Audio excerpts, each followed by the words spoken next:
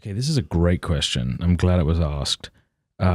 Esau the Warrior says, what is the best means to show support to our Orthodox bishops, and what is the best way to express frustration to bishops who are leading their flock down the wrong path? The reason I think this is a good question, and this is something I've tried to do more and more, is that rather than calling out particular bishops who I have no right necessarily to rebuke, putting a spotlight on them, what I want to do is find those bishops that are being courageous and put a spotlight on them. Yeah.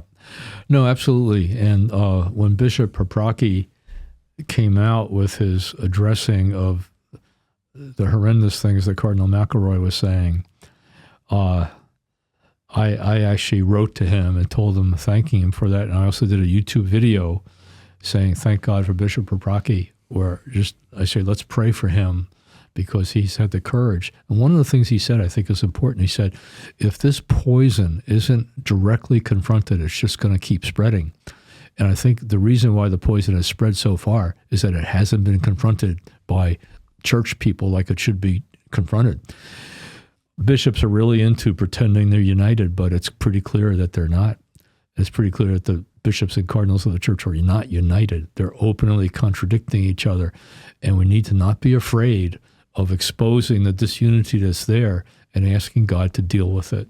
But in the meantime, we should be supporting bishops who have the courage to speak the truth in love. Same with Archbishop Aquila.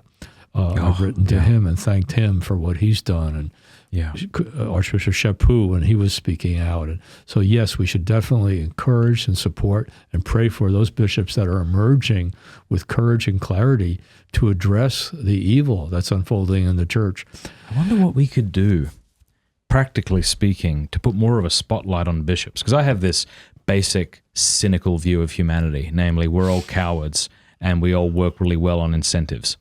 So, and that includes the bishops and me, and so I wonder what we could do. Maybe there's a website we could create where when a bishop does something courageous, regardless of whatever issues you've had with him in the past, just this one thing we're affirming, maybe we could write up a letter and have people sign it to thank him. Maybe there's ways we could have people share the bold thing he did online. Yeah.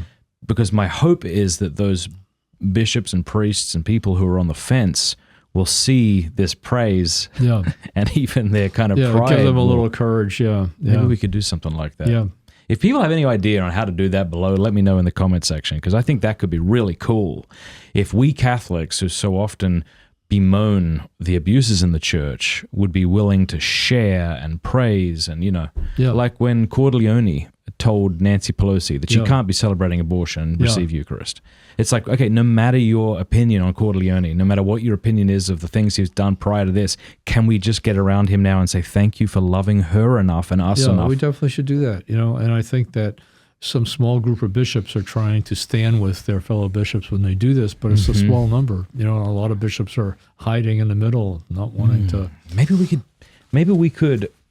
Maybe you can help me. We can get in touch with some of these bishops kind of off air and say, how can we support you? We love you. Anyway. Well, I think you and I have opportunities to do that all the time. Yeah. I mean, you can have them on the program. You could highlight the good thing that they've done and talk about it. That's right. Yeah. That's right. I'd like to do that more. Do me a favor. If you start hearing of a great story, text me and I'll do a show on it just so we can just thank God for our good, faithful bishops. Hey, thanks for watching that clip. Would you like this beautiful, very high quality, definitely not made in China, not that there's anything wrong with that, Pints with Aquinas beer stein for free, sent to your door? Would you also like a copy of The Jill sent to your door 4 times a year? This is the Pints with Aquinas newspaper, by the way. If you do, go to mattfradd.locals.com and become an annual supporter for any amount. We'll send you that stuff for free, and you get a bunch of other free things in return. You'll get more information by going over to mattfradd.locals.com. Thanks.